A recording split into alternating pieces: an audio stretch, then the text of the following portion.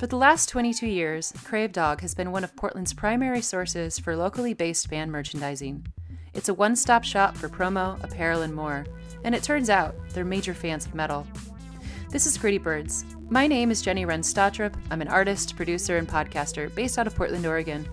Every week, I share a news story straight from the voice of a successful artist or industry professional. And this is the first of a new feature of interviews, online and uncut. Todd Crosby and Johnny Galyon partnered up for 2016's Heshfest. In a two-part online special, I'm sharing candid conversations with the men behind the vision of one of the best metal festivals in the world, right here in Portland, Oregon. Todd Crosby is the founder of Portland's Cravedog. Johnny Galyon runs American Icon. Both love and breathe metal. They built up a festival featuring a lineup that is unheard of for rooms with 500 caps, with Deafheaven, Acid and Red Fang, and a who's who of Portland's standout metal scene, which is arguably one of the best in the nation. In the first interview, I talk with Johnny Galyon. You can find that interview online. Today, we're going to touch base with Todd Crosby. He's the founder of Cravedog. So I'm sitting here with, can you introduce yourself? Todd Crosby. Todd Crosby. And Todd, where are you here? Who do you work with? Who are you? Who am I? Who are you, Todd? I run a company called Cravedog. Okay. Here in Portland. Yeah. Been around for 23 years as Cravedog. Oh my gosh, you're almost to your 25th. Yes, almost. Can you believe that? How did Cravedog start then? I was managing bands, and one of the bands wanted to put out a record, and I said, I can do that. I had been selling newspaper subscriptions for the Oregonian, and people told me no, and I thought I can sell records if I can sell newspapers. So I hit my friend up, Dave Craven, whose nickname was Cravedog, and he lent me $600 to put out a 7-inch record, and here I am 23 years later. So my question is selling ads in the newspaper as easy as selling ads in the music industry? I mean, selling records? Well, I was selling newspaper subscriptions. So I was calling people at home. Okay. And I had a lot of experience with being told off and no, and so you had the spunk, the part where the steel. You've got the steel mentality. Yes, a lot of no. Not anymore, but back then, yeah, nothing bothered me. It's kind of funny to imagine now you're in records and you were in newspapers before, and now that both those mediums are exploring different. Kind of dying.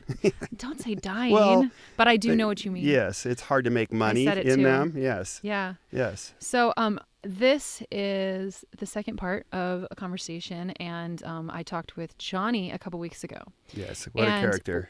Johnny is such a character. I actually feel like I want to just keep calling him anyways. Like, I'm just sitting here at home. Like, you can just call me up, and he's a talker. And he and I were talking about the festivals and the changing festival landscape. And you are partnered right now with him for this festival this weekend, Heshfest. Yes. We partnered up this year. I'd been doing another event in the summer called Hoverfest the last 2 summers with Niall from Hovercraft Amps and Nate Carson from Nanotier and Witch Mountain. And he's here. Nate's here? I believe Nathan Carson is. Oh, yeah, he's a DJ. Yes, of course. Yeah, X-Ray. Yeah, duh. This isn't airing on X-Ray, but it's still here filmed at filmed with audio mics. Nate, I love Nate and Niall. And Nate and Niall had approached me to do this metal event. So we did that for 2 years. And Niall didn't have the time this year, so I was addicted to putting on heavy metal festivals because I've done festivals forever. But and Johnny showed up last year doing Heshfest right after we'd done Hoverfest, and they were very similar. So I had Nate introduce us, and that's where we are today. One thing leads to another. Yes. Yeah. What is your favorite metal band? Yob. Yob. Tell me Followed about by Yob. Donova and Witch Mountain. Who are both playing? Donova's playing this weekend. Is yeah. Witch Mountain playing? Yes, Witch Mountain and Donova. So two of my favorite metal bands are playing. But Yob they played our Hoverfest festival 2 years back, and that was my first live experience with them. And they blew me away. I've seen them a few times since. I have several of their records now and listen to them as much as I listen to Black Sabbath now. So I love Yob. Did you see Yob Black is Sabbath love. when they came through? I did. My buddy Scott Wagner hooked me up with a ticket, and yeah, that was such an amazing experience. One of my first jobs was working in doing test scoring. And I'd never really known anything about Black Sabbath. And then one day, the lyrics of Warp Pigs comes across my screen, and I'm like, "What is this?" And my colleague who was sitting next to me was like, "Okay, come on." And that was my introduction to Black Sabbath. And he just brought me some CDs, and like that was the beginning, I think, of me listening to a harder sound than I think I'd ever listened to up to that point in my life. Yeah. Well, I'm glad you got an introduction. I'm always having an introduction, especially when it comes to metal, because, I mean, tell me what you love about metal. Oh, well, I've been listening to metal since I was a kid. I think I was attracted to the energy, the feel, the rock, the attitude. It was different then than it is now. And I don't know what I mean by that necessarily, but I just like energy. I like punk rock. I like to go to shows where there's a bunch of angst and energy. Yob kind of blends it and makes it more psychedelic and trippy and emotional. And I really don't like to talk about what I like about music, because I like things because I like them. I don't like things because I don't, and I don't know why or what it is. I just am moved by metal, and not all metal, but it's visceral. Yeah, it's whole body. And when I go to a show, I want to be entertained. Okay. So with energy. I guess Black Sabbath was just a couple days ago. What would be a show that stands out recently that you saw recently? Well, I was fortunate enough to go to Psycho Las Vegas in Las Vegas a couple weeks back. It was a 3-day metal festival. So I got to see Uncle Acid for the first time, and I'm really excited to see them this weekend in a much smaller venue. I got to see Alice Cooper, High on Fire, Witch Mountain, Donovan, Holy Grove, another local. I love Holy Grove. They're a great local band. There were so many bands there. It was just an amazing time. It was a great show. And then a couple of weeks before that, I got to go to Heshfest, which was completely on a different level, and got tuned into a whole other side of music that I wasn't aware of that was happening in Portland, like AU and Samadams. Those two bands literally blew my mind. I was like, how the hell I've never heard of these bands before, and they've been around for a few years. I'm 51. I spend a lot of time at home now. I don't go out much. Well, I mean, but you get to go to some really interesting things and pick and choose the experiences that you have. Certainly. Well, this year was more for training, because I knew that I had 3 nights in a row running with Johnny, staying up late. So it was more of a training, getting reacquainted. Whereas, when we did Hoverfest, it was one day and it was all day. It was a very long day, but it ended at 10. So I was home by 11:30, 12 o'clock and asleep, so now I'm going to have to push it till 2. So I went out and did some training this summer to get reacquainted and get my legs back. That's interesting, because I guess I haven't been to Hoverfest before, so I didn't realize that this is a much larger scope. Yeah, well, it's actually less bands, more days. We had more bands, one day, less days. So, yeah. Okay. That's quite a big difference. So what does it mean for you to be a sponsor on an event like this? Oh, I wouldn't say what's it mean? A partner. You're more of a partner. Well, yeah, a sponsor partner. Johnny did all the heavy lifting, and I did more of the connecting of the dots and brought some people in, a publicist. Scott Wagner helped us with sponsorship. So we worked together in those aspects. Johnny was doing all the heavy lifting with the bands and the agents and the logistics. And with Hoverfest, I was reliant upon Nate.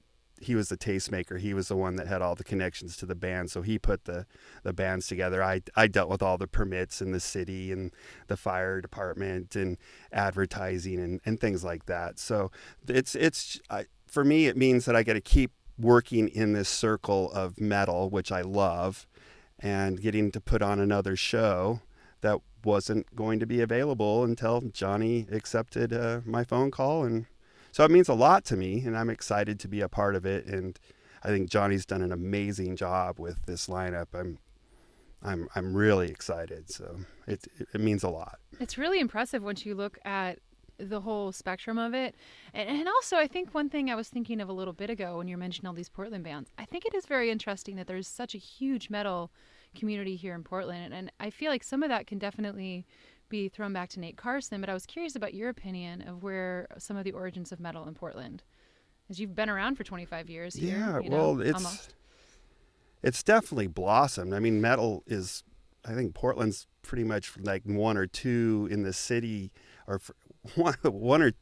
Now I'm losing. Now I'm stumbling over words. It is one or two communities in the city. Yeah, yes, no, I meant that it's definitely on the like. The city is on a national or international level for metal, and it's.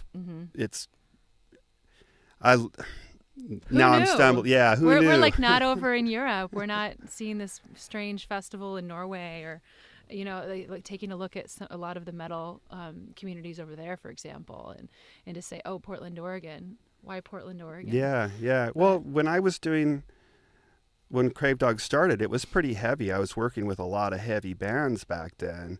And, we had Dead Moon as a grandfather. There are some other bands that were before my time here in Portland doing heavy music. And then there was also bands like there's a lot of Hairspray bands and spandex and white Reebok wearing.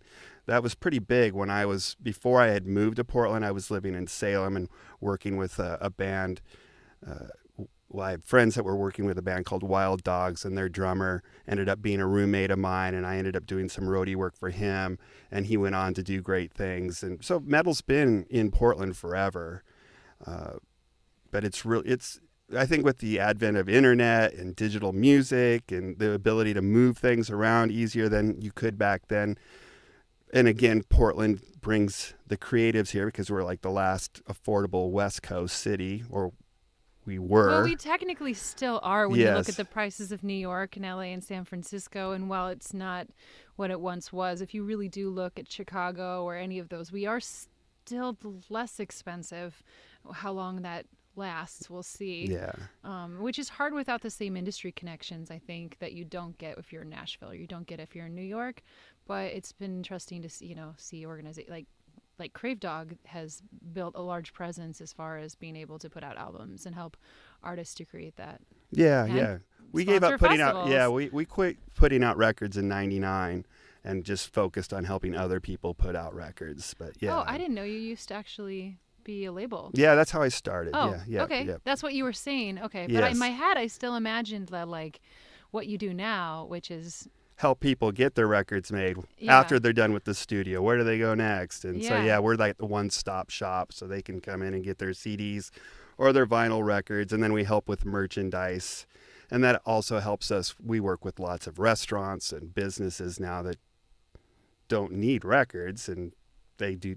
So we've been able to broaden our base and our market of what we can do for people. You're a person who connects the dots. Yes, that's pretty much all. Yeah, that's pretty much all I can do. Oh, that's awesome. What are you most excited for this weekend then? Well, I'm really excited to see Deafheaven because I've already seen, like I said, I saw Uncle Acid in Las Vegas. I've seen Red Fang a bunch. I've seen Donovan. I've seen Witch Mountain. I'm excited to see all of those. But I'm also excited to work with Johnny and hang out with him for a couple of nights. And I love the metal fans. That's the thing that drew me the most from Heshfest. It's like you've got a bunch of mean looking, scary, leather wearing, tattooed, bearded people, and they're the sweetest, kindest, humblest group of people. And the fans are really dedicated fans. They're not passive. They're not like aggressive, mean, but they're really involved and they're very supportive. And it's just a really warm scene, and I love hanging around it and being a part of it. Thanks for listening. My name is Jenny Wren-Stotrup, and this is Gritty Birds. Heshfest takes place this weekend at Dante's. If you haven't gotten tickets yet, they're nearly sold out. Don't miss your chance. Keep listening for a track from Uncle Acid, Waiting for Blood, from their 2015 release, The Night Creeper. Be sure to check out Cravedog online. They are competitively priced and always great quality. You can follow Gritty Birds at GrittyBirds.